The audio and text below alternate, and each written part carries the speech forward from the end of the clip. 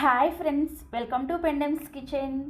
ఈరోజు వీడియోలో టేస్టీగా బేసన్ లడ్డు రెసిపీని స్వీట్ షాప్లో చేసే విధంగా ఎలా ప్రిపేర్ చేసుకోవచ్చో చూపించబోతున్నాను. పెద్దగా కష్టపడకుండా చాలా అంటే చాలా సింపుల్గా ఈ లడ్డూలను ప్రిపేర్ చేసేసుకోవచ్చు. టేస్ట్ అయితే ఇంకా అసలు చెప్పాల్సిన అవసరం లేదు. నోట్లో పెట్టుకున్నారంటే అలా వెన్నలాగా కరిగిపోతాయి అనమాట. మధ్యలో కొంచెం క్రిస్పీగా తగులుతూ అసలు ఎంత కమ్మగా ఉంటాయో ఈ లడ్డూలు అయితే. ఈ రాఖీ పండగకి సింపుల్గా ఏదైనా మీరు స్వీట్ ట్రై చేయాలి అనుకుంటే మాత్రం ఖచ్చితంగా ఈ లడ్డూలు మాత్రం మిస్ అవ్వకుండా తప్పకుండా ట్రై చేసేయండి. మరి ఇంకెందుకు ఆలస్యం, ఈ స్వీట్ షాప్ స్టైల్లో బేసన్ లడ్డూని మనం ఇంట్లోనే ఎలా ప్రిపేర్ చేసుకోవచ్చో వీడియోలోకి వెళ్ళి చూసేయండి. ఈ లడ్డూలు ప్రిపేర్ చేసుకోవడం కోసం ఇలా ఒక మిక్సీ జారుని తీసుకొని ఇందులోకి 1/2 కప్పు బొంబాయి రవ్వని వేసుకోండి. దీన్నే ఉప్మా రవ్వ, సూజీ అని కూడా అంటారు. దీన్ని కొంచెం బరకగా ఉండే విధంగా గ్రైండ్ చేసుకోవాలి. మరి మెత్తటి పౌడర్ లాగా కాకుండా చూసారా, ఇలా కొంచెం చేత్తో పట్టుకొని చూసామంటే బరకగా ఉండాలన్నమాట. ఈ విధంగా గ్రైండ్ చేసుకున్న ఈ రవ్వ పొడిని రెడీగా పక్కన పెట్టేసుకోండి. నెక్స్ట్ ఇప్పుడు స్టవ్ ఆన్ చేసి ఇలా ఒక కడాయిని పెట్టుకొని ఇందులోకి 1 టేబుల్ స్పూన్ దాకా నెయ్యిని వేసుకొని కరిగించండి. నెయ్యి కరిగిన తర్వాత ఒక 2 టేబుల్ స్పూన్ల దాకా జీడిపప్పుని ఇలా చిన్న ముక్కలుగా కట్ చేసుకొని వేసుకొని ఈ జీడిపప్పుని లో టు మీడియం ఫ్లేమ్లోనే కొంచెం లైట్గా రంగు మారేంత వరకు వేయించుకోవాలి. చూసారా, జీడిపప్పు ఇలా చక్కగా వేగిన తర్వాత వీటిని ఒక గిన్నెలోకి తీసుకొని రెడీగా పక్కన పెట్టేసుకోండి.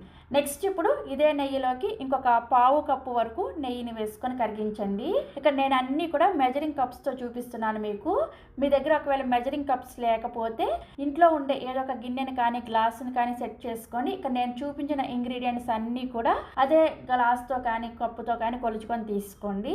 సో నెయ్యి చక్కగా కరిగిన తర్వాత ఇందులోకి 1.5 కప్పుల శనగపిండిని వేసుకోండి. అలాగే ఇందులోకి మనం ముందుగా గ్రైండ్ చేసుకున్న ఈ రవ్వ పొడిని కూడా వేసుకొని లో టు మీడియం ఫ్లేమ్లోనే ఈ శనగపిండిని చక్కగా వేయించుకోవాలి.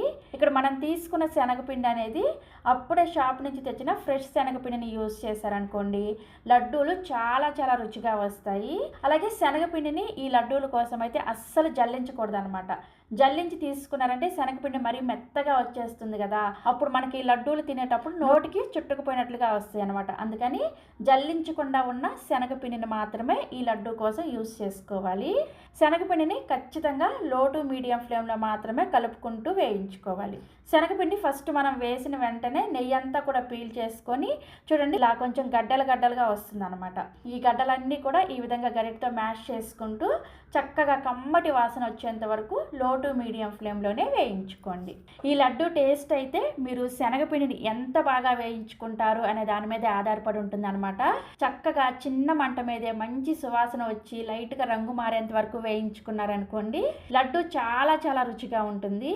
అదే మీరు పెద్ద మంటను పెట్టేసి మాడిపోయేటట్లు శనగపిండిని వేయించుకున్నారనుకోండి, లడ్డు టేస్ట్ అనేది చాలా చండాలంగా వస్తుంది అనమాట. అందుకని ఖచ్చితంగా లో ఫ్లేమ్లో మాత్రమే చక్కగా వేయించుకోవాలి. అదే శనగపిండి సరిగా వేగలేదనుకోండి, లడ్డు పచ్చివాసన వచ్చేస్తుంది, టేస్ట్ అస్సలు బాగోదన్నమాట. అందుకని జాగ్రత్తగా వేయించుకోండి. శనగపిండి చూసారు కదా, ఫస్ట్ మనకి పొడిగా అయ్యింది, తర్వాత వేయించుకునే కొద్దీ ఇలా కొంచెం ముద్దలాగా అవుతుంది అనమాట. ఇలా ముద్ద అవడం స్టార్ట్ అవ్వగానే మీరు మంటని ఖచ్చితంగా లో ఫ్లేమ్లోకి పెట్టేసుకొని ఇది కొంచెం లైట్గా రంగు మారేంత వరకు వేయించుకోండి. ఇలా ముద్ద అవడం స్టార్ట్ అయింది అనుకోండి, తొందరగా వేగిపోతుంది అనమాట. ఫస్ట్ మనం వేసుకున్నప్పుడు శనగపిండి నెయ్యి అంతా పీల్ చేసుకొని వేగుతూ మెల్లిగా ఇలా నెయ్యిని వదిలేస్తూ ఉంటుంది అనమాట. ఇలా నెయ్యిని వదిలేస్తూ ఉన్నప్పుడు జాగ్రత్తగా లో ఫ్లేమ్లో మాత్రమే వేయించుకోవాలి.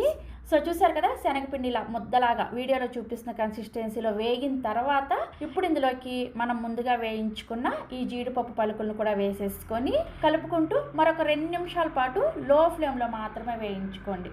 ఆల్రెడీ చెప్పాను కదా, శనగపిండి మాడిపోకుండా కంటిన్యూగా కలుపుకుంటూ మాత్రమే వేయించుకోవాలి. సో ఒక 2 నిమిషాల పాటు వేయించుకున్న తర్వాత శనగపిండి ఈ విధంగా వస్తుంది అనమాట. టెక్స్చర్ చూడండి, ఈ విధంగా రావాలి. ఇలా వచ్చిన తర్వాత స్టవ్ ఆఫ్ చేసేసి ఈ కడాయిని పక్కన పెట్టేసి ఈ వేయించుకున్న శనగపిండిని ఖచ్చితంగా మధ్యలో ఇలా కలుపుకుంటూ పూర్తిగా చల్లారనివ్వాలి. మీరు దీన్ని కలపకుండా అలా వదిలేశారనుకోండి, కడాయి వేడికే శనగపిండి అనేది మాడిపోతుంది అనమాట. అందుకని మధ్యలో ఖచ్చితంగా ఇలా కలుపుకుంటూ శనగపిండి కొంచెం లైట్గా గోరువెచ్చగా అయ్యేంత వరకు దీన్ని చల్లారి పెట్టుకోవాలన్నమాట. మనం వేయించుకున్న శనగపిండి అయితే గోరువెచ్చగా అయ్యింది. ఇప్పుడు ఇందులోకి 1 కప్పు బూరాని వేసుకోండి. ఇది వచ్చేసి మనకి సూపర్ మార్కెట్లో కానీ ఆన్లైన్లో కానీ బూరా అని ఇలా ప్యాకెట్ మార్కెట్లో దొరుకుతుంది అనమాట. ఒకవేళ మీకు ఇది దొరకలేదనుకోండి, దీని ప్లేస్లో మీరు ఒక 3/4 కప్పు వరకు చక్కెరని కొంచెం బరకగా గ్రైండ్ చేసుకొని వేసుకోవచ్చు. బూరా అవైలబుల్గా లేని వాళ్ళు చక్కెరని కొంచెం పలుకుగా గ్రైండ్ చేసుకొని వేసుకోండి. ఇందులోనే కొద్దిగా యాలకుల పొడిని కూడా వేసుకొని ఈ శనగపిండి మిశ్రమాన్ని కలుపుకోవాలి. ఖచ్చితంగా మీరు ఈ బూరాని కానీ లేదంటే చక్కెరని కానీ వేసుకునేటప్పుడు శనగపిండి మిశ్రమం అనేది లైట్గా వేడిగా ఉండాలి. అసలు కొంచెం వేడి ఎక్కువగా ఉన్నా కానీ మీరు చక్కెరని కానీ ఈ బూరాని కానీ వేసిన వెంటనే కరిగిపోతుంది అనమాట. కరిగిపోయి అప్పుడు ఈ లడ్డు మిశ్రమం అనేది జారుగా అయిపోతుంది అనమాట. అందుకని లైట్గా వేడిగా, అసలు లైట్గా వేడిగా లేకపోయినా పర్వాలేదు కానీ ఎక్కువ వేడిగా లేకుండా చూసుకోండి. సో ఈ విధంగా బూరాని యాలకుల పొడిని వేసుకున్న తర్వాత ఇదంతా కూడా శనగపిండి మిశ్రమంలో కలిసే విధంగా ఈ విధంగా బాగా కలుపుకోవాలి. ఇలా నొక్కుతూ ప్రెస్ చేసుకుంటూ కలుపుకోండి. ఇలా కలుపుకున్న తర్వాత ఇప్పుడు మనకి లడ్డు మిశ్రమం రెడీ అయిపోయింది. మీకు ఏ సైజులో కావాలో చూసుకొని ఆ సైజులో ఈ విధంగా లడ్డూల్ని ప్రిపేర్ చేసేసుకోండి. చూసారా లడ్డు ఎంత చక్కగా వచ్చిందో, చాలా చాలా కమ్మగా ఉంటుంది. మీకు ఒకవేళ పొరపాటున ఈ లడ్డు మిశ్రమం అనేది జారుగా అయిందనుకోండి, అప్పుడు మీరు మిక్సీ జార్లోకి ఒక 2 టేబుల్ స్పూన్ల దాకా పుట్నాల పప్పుని వేసుకొని గ్రైండ్ చేసుకొని ఆ పొడిని ఇందులో వేసుకొని కలుపుకున్నారంటే చక్కగా లడ్డు మిశ్రమం కావాల్సిన కన్సిస్టెన్సీలోకి వస్తుంది అనమాట.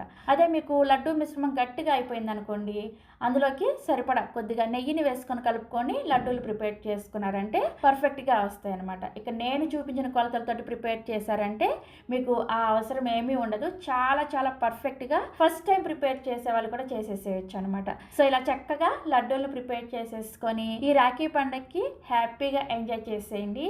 చాలా చాలా చాలా కమ్మగా ఉంటాయి. చూడండి నేను ఇక్కడ ఒక లడ్డూని తుంచి చూపిస్తున్నాను చూడండి. నోట్లో పెట్టుకున్నారంటే అలా కరిగిపోతాయి అనమాట. చాలా కమ్మగా ఉంటాయి. తప్పకుండా ట్రై చేయండి.